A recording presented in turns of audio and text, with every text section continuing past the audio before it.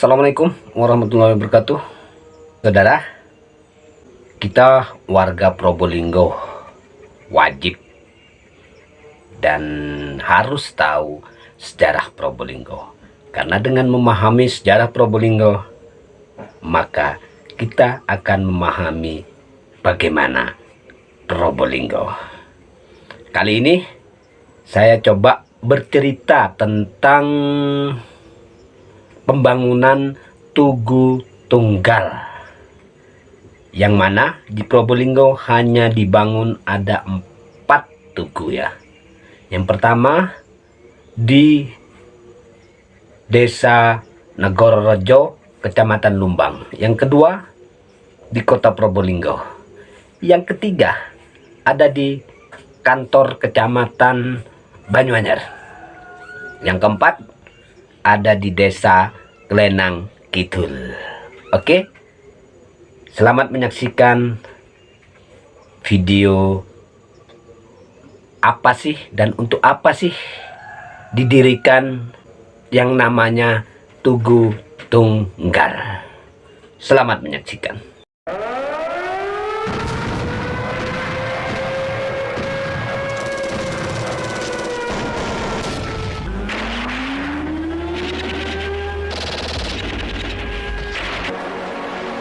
Yap, setelah diumumkannya kemerdekaan Republik Indonesia melalui pembacaan teks proklamasi di Jakarta, di seluruh Indonesia diadakan upacara bendera, termasuk di Probolinggo. Upacara bendera merah putih dilaksanakan oleh TNI dan dihadiri oleh ratusan masyarakat Probolinggo yang memadati halaman Kodim 0820. Ini upacara pertama kali dilaksanakan di Probolinggo ya, untuk memperingati hari jadi atau hari kemerdekaan Republik Indonesia pada tanggal 17 Agustus 1945. Masyarakat Probolinggo memadati halaman Kodim. Akan tetapi kemerdekaan saya tidak diakui oleh Belanda, sehingga mereka melakukan agresi militer tepat pada tanggal 20 Juli 1947. Belanda mulai menyerbu Probolinggo secara brutal atau semena-mena ya, disusul oleh pasukan darat Belanda dengan persenjataan lengkap, diikuti pula dengan tang ya, bukan setang ya, tapi tang yang nembak meriam itu. Jadi jangan salah, ini tang. Dan peralatan tempur berat yang lain seperti artileri, meriam, dan senapan mesin yang mampu menembakkan ratusan peluru. Pasukan Nica Belanda dalam menyerbu Probolinggo. Dalam penyerbuan pasukan Belanda diiringi dengan raungan sirene dalam tanda bahaya yang langsung disambut oleh TNI dari Batalion Macan Kumbang dengan perlawanan yang sengit yang bersenjatakan seadanya, hasil dari rampasan tentara Jepang dahulu ya. Dengan bersenjatakan seadanya, para pasukan TNI dan para pejuang, walau begitu dengan senjata yang memang tidak sebanding dengan senjata tentara Belanda ya, namun dapat melakukan perlawanan dan penghadangan walaupun hasilnya sia-sia, yang akhirnya pasukan Belanda dapat berkuasa atau menduduki kota Probolinggo. Kemudian pasukan TNI dari Batalion Macan Kumbang membentuk kekuatan tempur yang baru, yang lebih agresif dan pemberani untuk melakukan perang gerilya. Setelah Belanda dapat menduduki Probolinggo, pasukan Belanda harus menghadapi perang gerilya yang dilakukan oleh TNI dan para pejuang, yang membuat pasukan Belanda menjadi stres, sehingga pasukan Belanda pada tanggal 12 Agustus tahun 1948 mengumpulkan masyarakat di suatu sawah atau tempat dekat Masjid Takwa Kecapan ya kalau saat ini, Lalu mereka dikumpulkan pada suatu tempat, kemudian dengan sengaja dan sangat kejam Belanda mengeksekusi 158 masyarakat Probolinggo, termasuk seorang ulama yang menjadi imam Masjid Raudatul Jannah atau Masjid Agung Probolinggo, juga Masjid An-Nur atau At-Taqwa ya, At-Taqwa atau An-Nur ya di Kecapan itu, maaf kalau salah.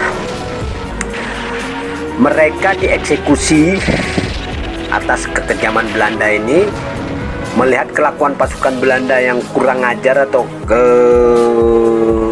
sangat kejam. Pasukan TNI dan para pejuang mengumpulkan para pemuda untuk dilatih bertempur dan dibentuk laskar-laskar, termasuk Laskar Pemuda Pelajar yang di Probolinggo itu kita kenal dengan nama Laskar Mastrip, Mas Tentara Republik Indonesia Pelajar, juga Laskar TGP ya.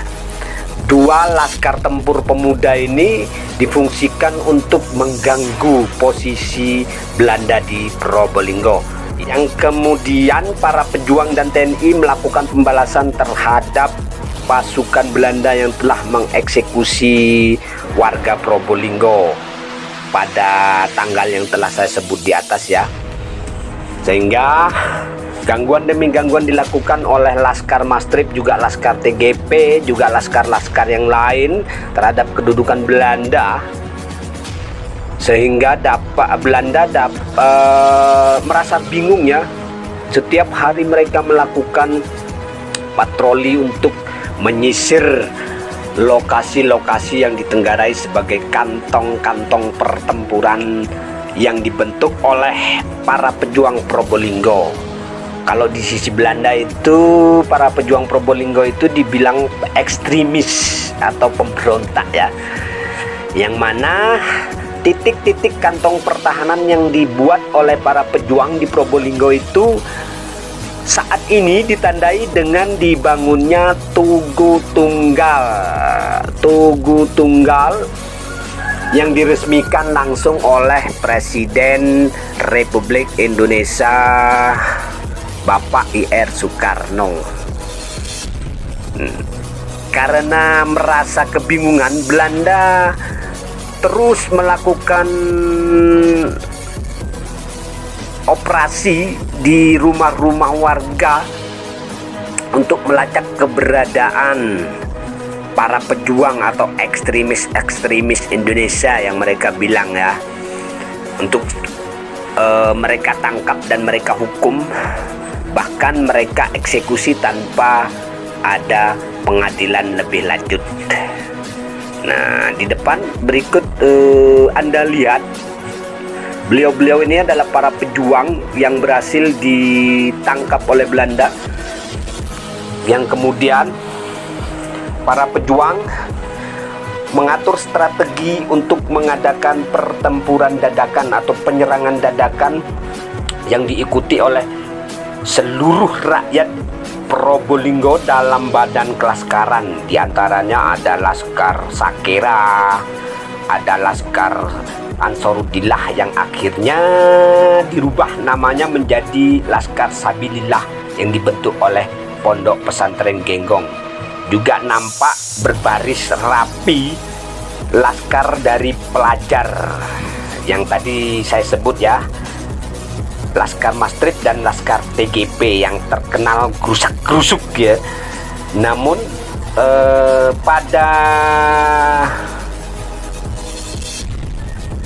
tugas mereka cukup berat ya. Namun pada saat itu tugas mereka cukup berat, yaitu selain bertempur menyerang Belanda, mereka juga harus menyiarkan berita kepada seluruh dunia bahwasanya TNI masih eksis atau masih ada untuk melindungi rakyat Indonesia. Pada waktu itu Probolinggo dikuasai oleh Belanda, kemudian TNI membentuk Negara Darurat Jawa Timur atau NTD atau NTD atau NDT ya, yang berpusat di wilayah Sukapura yang menggunakan bangunan Belanda yang dibangun pada tahun 1922 sebagai pusat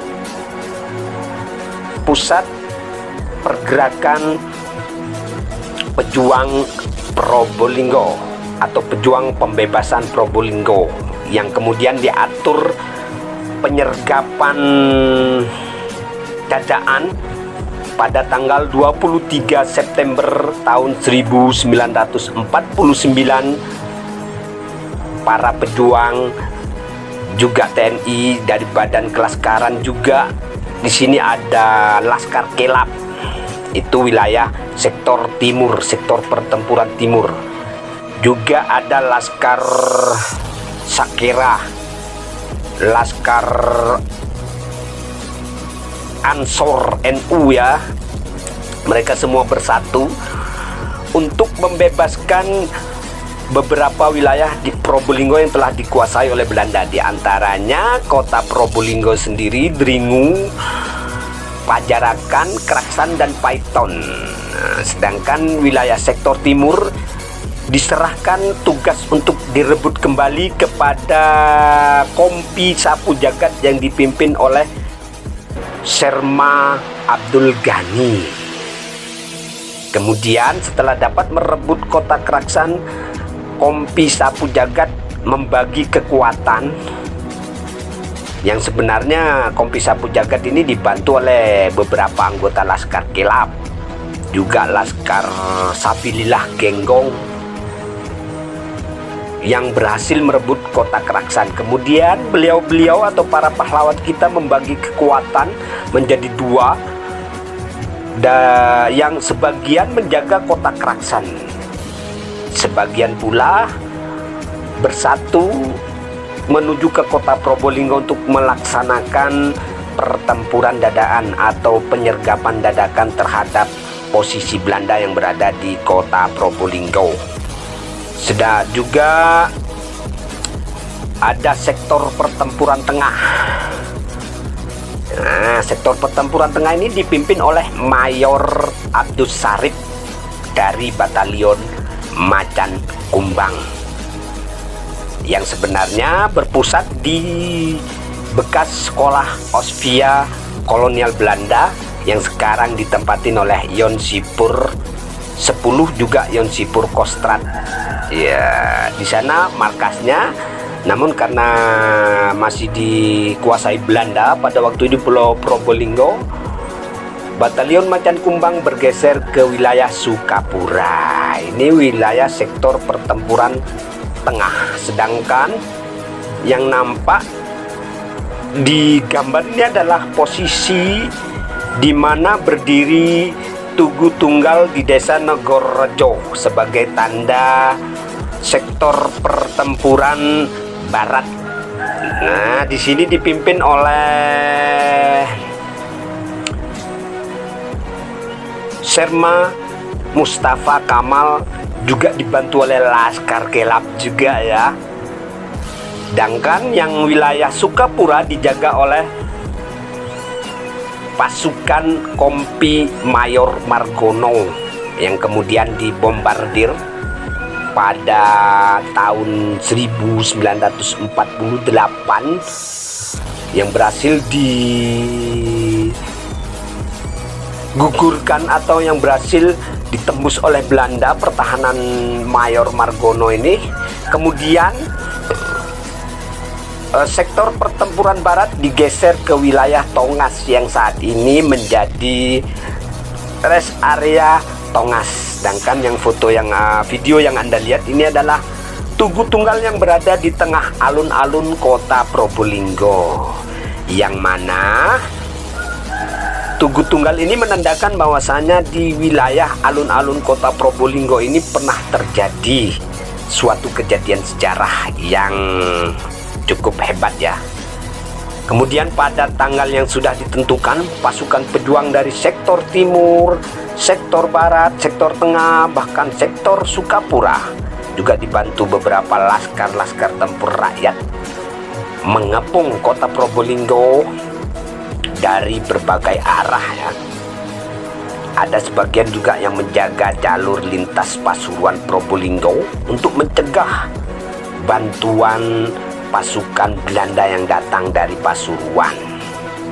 Pertempuran pun pecah ketika diberi tanda dengan dibakarnya pelabuhan kota Probolinggo atau pelabuhan Tanjung Tembaga yang dibangun oleh kolonial pada tahun 1650 dahulu ya. Nah, dengan dibakarnya pelabuhan kota Probolinggo sebagai tanda penyerbuan dadaan dimulai ya.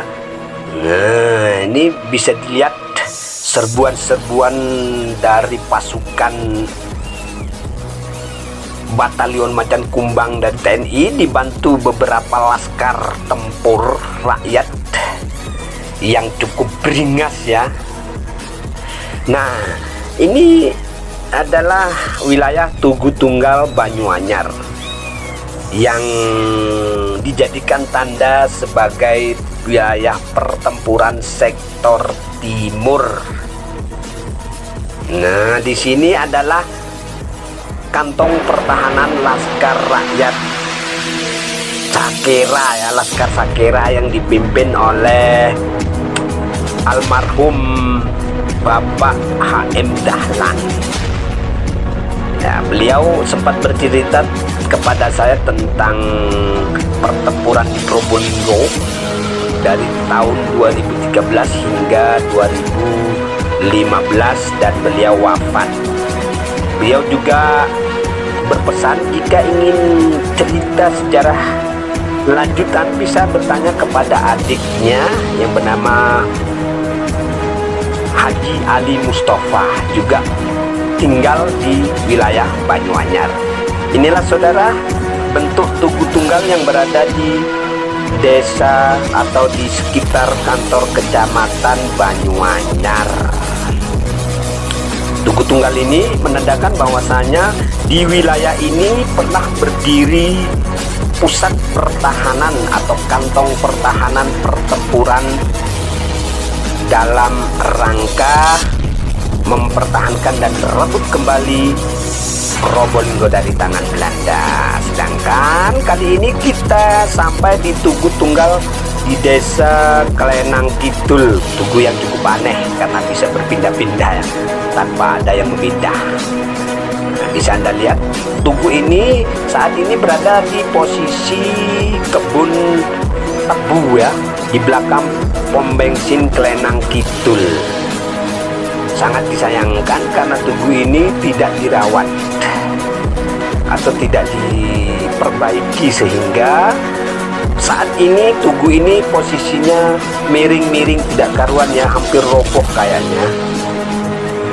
Nah, seandainya pihak desa atau pemerintah Probolinggo memperbaiki, jangan membangun atau jangan merubah bentuk aslinya ya, karena bentuk aslinya ini memang sudah dibentuk seperti ini dahulu menurut tempat dan lokasi. Dan sebenarnya tugu ini seharusnya berada di wilayah Pondok Pesantren Genggong. Namun atas saran Kiai Hasan Sepuh pada waktu itu, menurut saksi sejarah mengatakan bahwasanya tugu jangan dibangun di wilayah Pondok Genggong karena dikhawatirkan Pondok Genggong akan dibombardir oleh Belanda yang mungkin mengetahui posisi pos atau kantong pertahanan Laskar Genggong. Nah, ini sebenarnya Tugu Tunggal dibangun untuk mengenang jasa para pahlawan yang berasal dari Laskar Ansarudillah. Informasinya Ansarudillah ya, kemudian dirubah menjadi Laskar Sabilillah oleh Bapak Kepala Polisi Keraksan yang bernama Bapak Sarbini ya. Beliau terakhir mengomandoi laskar dan memimpin Laskar Sabilillah dalam perang 10 November 1945 mewakili Kiai Hasan Sepuh pada waktu itu. Kemudian dibangunlah Tugu Tunggal ini di wilayah Desa Kelinang Kidul, agak jauh sih ya dari Pondok Pesantren Genggong, kira-kira antara 10 sampai 15 km ya, menuju ke arah barat dari Pondok Genggong. Juga tugu ini menandakan bahwasannya di wilayah ini adalah basis pertahanan pasukan dari Kompi Sapu Jagat yang dipimpin oleh Serma Abdul Ghani. Beliau berasal dari Desa Berani yang memimpin pasukan dari TNI,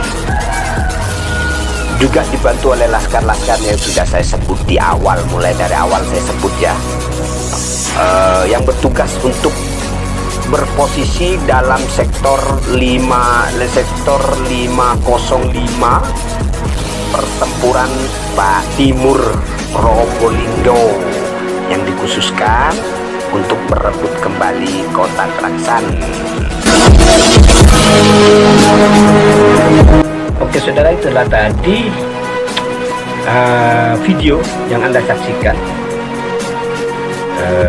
yang bercerita tentang perjuangan rakyat Probolinggo dan TNI juga kepolisian, yang mana dari hasil perjuangan beliau-beliau atau pahlawan Probolinggo kita dapat menikmati kemerdekaan yang hakiki. Walaupun Indonesia pada waktu itu sudah merdeka, tapi di Probolinggo mengalami agresi militer dari Belanda, sehingga para pahlawan kita dapat membebaskan Probolinggo dari pungkungan penjajah yang akan menancapkan kembali kekuasaan mereka di Probolinggo. Itu saja dari saya. Tunggu video berikutnya. Jangan lupa di subscribe ya, subscribe. Wabillahi taufiq wal hidayah. Wassalamualaikum warahmatullahi wabarakatuh.